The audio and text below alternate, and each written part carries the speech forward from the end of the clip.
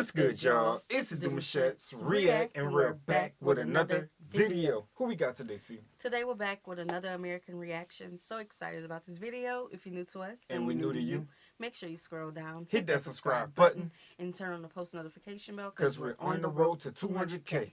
And we cannot get there without you guys, all right? Join the family. Without further ado, let's get into the video. Let's get it. Welcome to Tanzania, one of East Africa's most vibrant, adventurous, Who am I, Steve Irwin? I don't belong here. fascinating countries. I ain't seen a face like that before. Tanzania's biggest city, Dar es Salaam, situated along the coast with a population of over 4 million. Boom. All right, no pound. Our cross-country journey begins here as I head to parts unknown in search of humble street food that packs a big punch. It's not like there's a couple fish. It is like nothing but sardines. From Straight fresh sardines seafood and sourced right from the nearby ocean Oh, look at it steam up. to local recipes that could only have been dreamt wonder up what that here. was. Something I've never seen Yeah. before. I don't even know what it's called. What do you call this? This is Tanzania, and it all starts here. Welcome and good morning. This is Could've KIVUKONI been Ferry tuna. Fish Market, the biggest fish Could've market been in all tuna. of East Africa. Starting around the 19th century, this fish market was formed even before the birth of Dar es Salaam itself. It has a ferry, it has auction blocks, it has a market. You can even find fresh, hot and tasty, ready-to-eat food. Everything revolves around this saltwater currency. Well, got everything in there.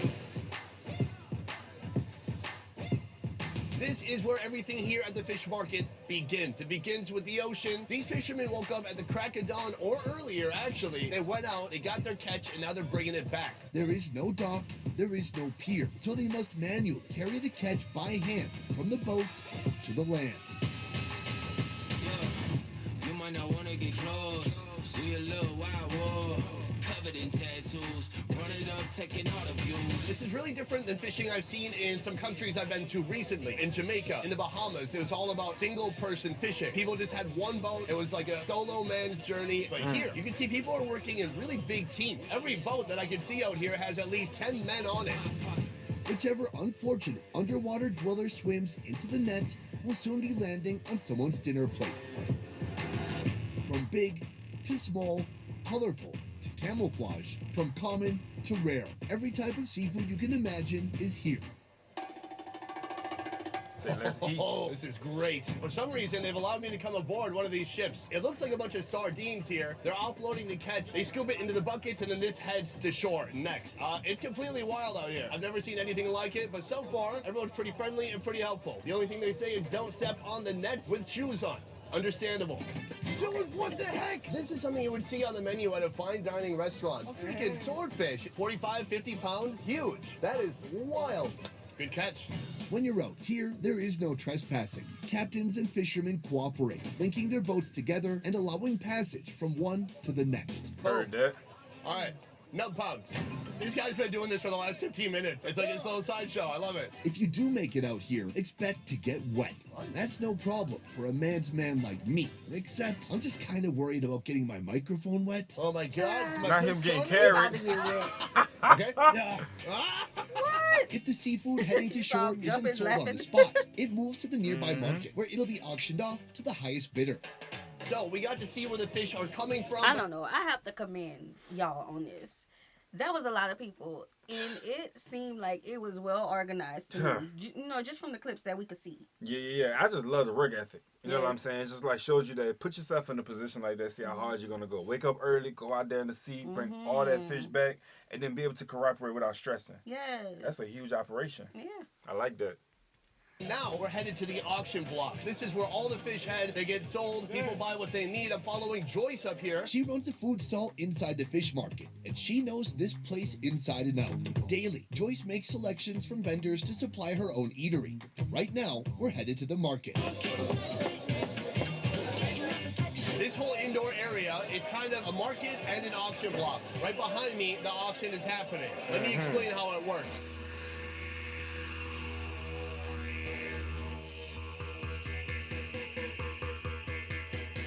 This side we have the men. These are the sellers. They're bringing the supply. Over here, the women are the ones buying. This particular table is just full of smaller fish. It is so busy. It is so packed. People are throwing money and throwing buckets. They're putting fish in the buckets and then tossing it back to the people. I've never seen anything like it. It looks like chaos. But if you're local, there's a system here and there's a way of doing things that all make sense. Usually this would be Joyce's spot, searching for a good deal on a bucket of sardines. But I've got some bigger plans she doesn't know about. I'm talking tuna-sized plans. 200,000. Yeah, we see how it looks. Yeah. That's Tuna is a big ticket item, and I need to be sure I'm not being sold a lemon. Okay. Like, what is he doing? He's doing right. We've got a deal. They left him with the I just fish. wanted tuna. They just left him with the fish. Clean? One thing I can tell you about this fish market is that people here know how to hustle. As soon as I bought this gentleman came up to me and goes, you need that fish cleaned? Yo, I said, absolutely. facts. So they're going to clean it. Joyce is here to tell them how to cut it because it needs to be filleted in a particular way. Yo, he came on time. He was watching. This isn't a usual type of ingredient for her to work with. This is more of a high-end ingredient in this area. Usually she'd be preparing a bit smaller fish. They're going to finish cleaning it. We're going to head to her stall. And then finally, That's it's a time lot. to eat. He's on chef. Yeah.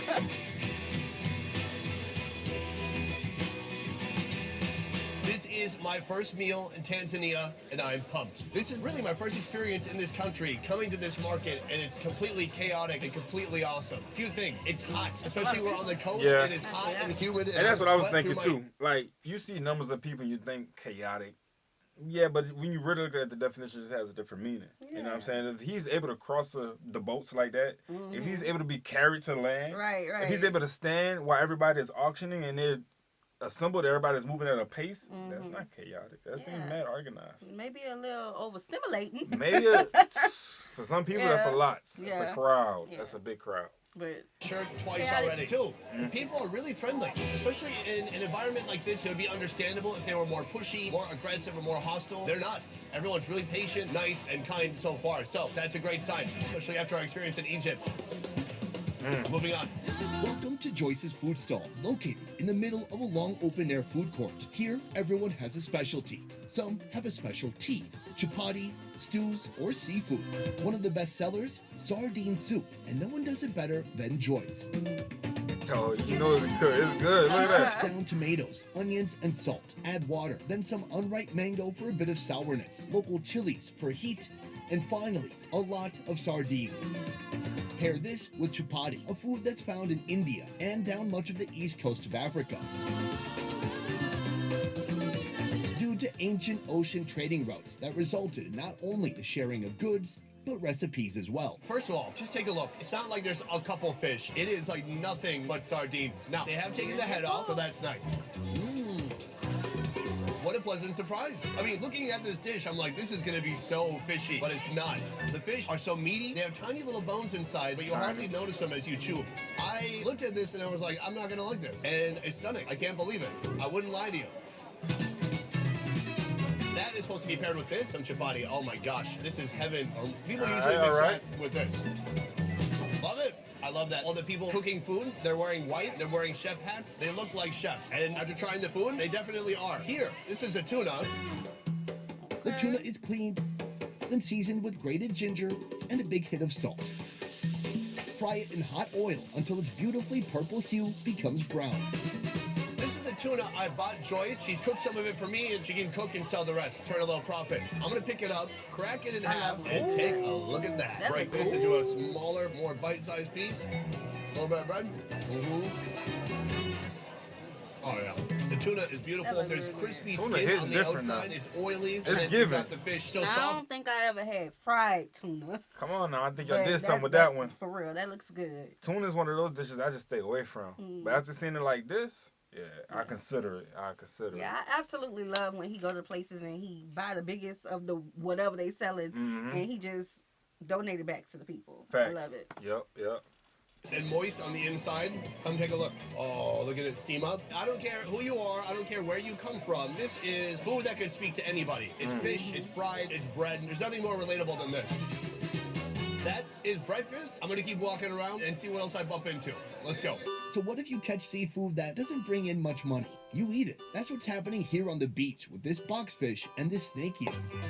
Using a piece of wood as a cutting board, water from the ocean, and an improvised stove, they get to work, mixing both types of fish and Was it a adding snake? okra, chilies, and local seasonings. Oh. Two things I noticed right away. Tastes pretty good overall. Salty, very sandy too. It's not going to surprise you when you go It's a look at the snake. footage of how he prepared it. Yes, he washed the sand Yeah. off, but he missed a couple of grains. The meat has a good texture. It's actually quite chickeny. So this must be the boxfish. I Everything can show you a shot of a tastes like boxfish chicken, now. Oh, that's what They look awesome, right there. tropical, That's what he insane. eat. It's not like normal fish. It's not flaky at all. It is a lot like chicken. The ugali you're going to see everywhere in Gotta have Tanzania. the It's not so ugali. different from the sadza we had in Zimbabwe. Yeah. That's ugali. Doesn't taste like anything, but it's high calorie, high energy. Is meant to mix with any other food you have, especially foods that are a bit more rich. So that is it for the beach. We're gonna leave the fishing market. This is the biggest city in Tanzania. Let's see what else they got. Soon, I'm heading to Dar es Salaam's famous Cocoa Beach, where you'll find street food offerings like nowhere else.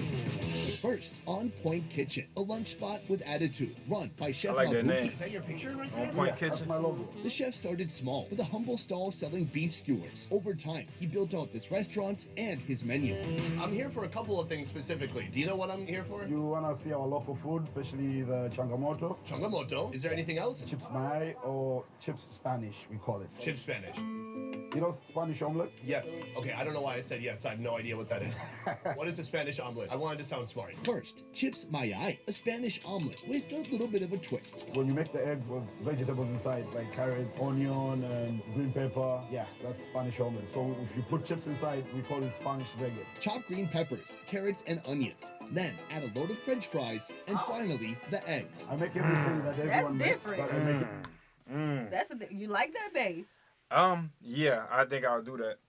Potatoes, basically. Yeah. Potatoes wrapped with eggs, and you got vegetables. Oh yeah, with a fire base, like whatever it is you want to put on there. No. Like I'm talking about like a Like sauce. like a sauce, a fire-based sauce. Okay. Yeah, that go crazy. That's different. I see a person getting full off of that. Mm. In a unique way. It almost looks like a pancake. There's tons of like French fries stuck into it, but it's not ready yet. Chef Mabuki serves Oh, this here with we his go. own tomato sauce. Like hash browns almost. Yeah, I'm feeling it. So it's really heavy, so it starts to have some ketchup on top. Tomato sauce, a bit sweet to cut through the heaviness. And then it's this great combo of eggs and French fries. Is this something you grew up eating? Yeah, the famous one. What I added is green pepper, carrot, and onion. That's the uniqueness. Here we have the gizzards. Next up, Sierra chili mocha, faves. or chicken gizzards. The meat makes friends Not with too much garlic, now. soy sauce, Not too MSG, and lime. Fry it until it's cooked all the way through. In another pan, add water, soy sauce, red onions, and vinegar. Cook it down, add the gizzards, and enjoy. I've got tons of super sweet caramelized onions. The chicken gizzards themselves, nice and chewy. The flavors here are outstanding though. Just super savory. You like them? Yeah, I'm always a sucker for a good gizzard. So would this be more like what? Breakfast, lunch, dinner? Lunch or dinner? Seems heavy. And this is a bar. Yeah. So people come here and drink. Have you ever had to cut people off? No, we don't tell you to stop drinking. No. Welcome to our final destination, Cocoa Beach. The perfect place for locals to kick back, soak up some sun, and slurp down some food. Nice. Along the beach, you'll find endless food stalls serving a handful of local favorites. Here, cassava and beef skewers can be found everywhere, but only one vendor serves this. Something I've never seen before. I don't even know what it's called. What do you call this? Sounds cool, right? Kitare. This culinary artisan invented this creation himself. He uses the coconut as a vessel, then adds 2 layers of mashed potato and coconut cream, seasoned with chili powder, lemon, and salt. Top that with mishikaki, a Tanzanian beef skewer. I'm just curious, how is I don't know why our Jamaican supporters just got us wanting to try everything with coconut now. Telling you. That sound good. Pressure. Yeah, Ooh. that's another one. It's crazy though, because it's like a little small snack meal, like Yeah. something that's not. He did it to the point where it's like, you got to go back. It was smart, you know? It was smart. to taste coconut cream mixed with chili powder? Let's go for it. Oh, that's good. That's interesting. It's like a Tanzanian shepherd's pie. Potato and beef, some richness from the coconut cream, a lot of salt, a little bit of chili powder, but nothing too crazy. That was a What makes it a smart little bit different than shepherd's pie invention. is Yeah. the vessel that it's contained in right here. You can actually eat the cup like an ice cream cone. Oh, that's That's crazy. awesome. Okay. That's a wild combination. This is what I love about my job. I didn't even know I was going to eat this today. I'm loving it. First day here in Tanzania. It couldn't be going better. So there's a lot more food here. I'm going to take a look around and see what else I can find. Why is it that like literally everyone is making cassava? This is where cassava grows here in Tanzania. The place where you're guaranteed to get cassava every day from Monday to Monday. So if you want to have the best cassava in town, here is where you come. Meet Sojo, an attorney living in Dar es Salaam and a moderate fan of the show. He's going to walk me through some of the local favorites. First up, beef skewers and cassava salad. The salad is made of fried cassava and fresh cabbage, topped with tomato sauce and yellow juice, consisting of carrot, green chilies, ginger, garlic, and onion.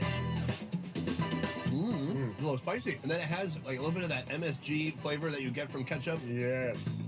Oh, cassava is awesome. I always say cassava is like one of the most underrated foods. I don't know why like the russet potato in the USA is this like king of starch. Cassava is way better. Yeah, we use it a lot. You had ugali earlier. Yeah, we use cassava flour to make ugali. Now, mine tastes a little bit like sunblock. Do you think that might just be my hands? Maybe. Does yours taste like sunblock? No. Oh, yeah. It's your hands. Do you ever use sunblock? No. Here we have like the world's tiniest meat skewer. Yes. It's so tiny. So it goes meat, fat, meat. Grab like 3 or 4 of them. Chunk. Wow. Delicious. Is beef pretty popular here? Yes, in public places like these ones, everything is 100% halal. Right.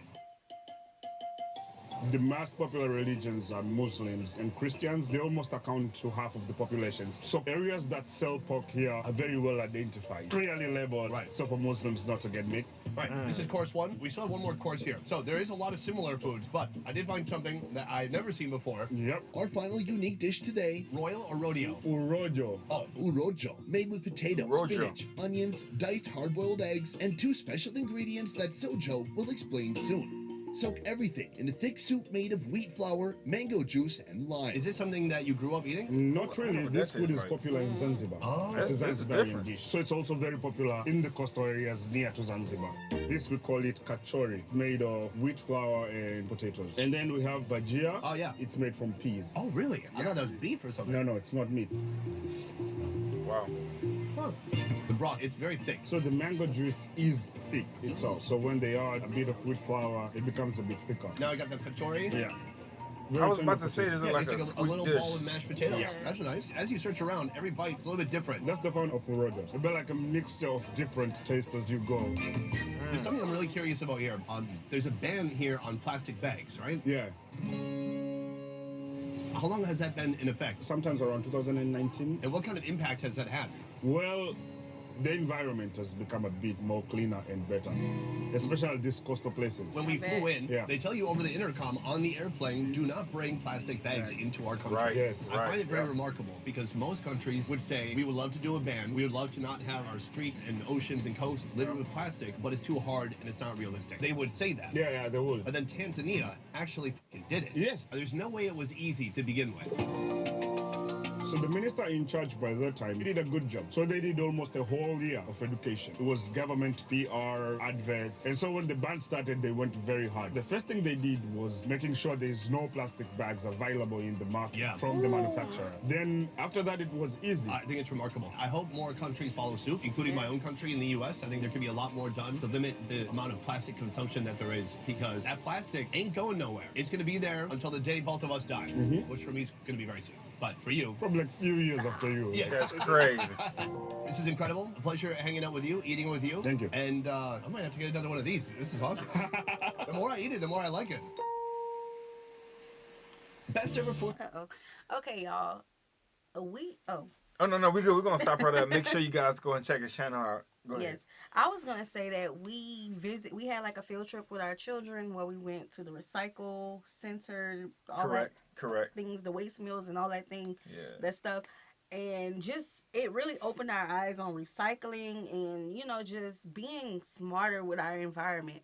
And to see that there's a country there, we didn't see any trash from the clips that we saw. Correct. And knowing that when we go to our beaches, we be having to pick things up. Right, Be careful right. with picking it up because you never know what you're picking up just to make sure that your space that you're in is going to be safe for you to be in. Yeah. I think that's commendable. But one thing that I do love about Sonny, his videos, is that he take us in the background to see how they cook the food, what they're putting in the food, Mm-hmm. and at first glance, you could be like, I'm not gonna like that. I would never eat that. But when you hear the ingredients, you're like, that may taste good. Right, because we cooking with that. Yeah, you know exactly. what I'm saying? So for most parts, it's like you guys may put a twist on there that's definitely more cultural for you guys' environment, whether it comes with fruits or just the ugali. You know what I'm saying? I feel like that's a nice base to help get the extra stuffing going on while you're eating your food. We still have yet to try that though. We will pretty soon. And again, about the recycling, I think that's pretty dope, right? You obviously don't have nobody littering because how they have already did it through the system. They said we're going to sweep the whole marketplace of straight plastics. I think that's pretty dope. I think that's pretty good. Yes. Tanzania is always a good place to learn about new things. So if y'all have more videos for us about your country, please drop them down below. Description box, y'all. All right. Hope you guys enjoyed this video with us. Be sure to subscribe. See you soon. Peace.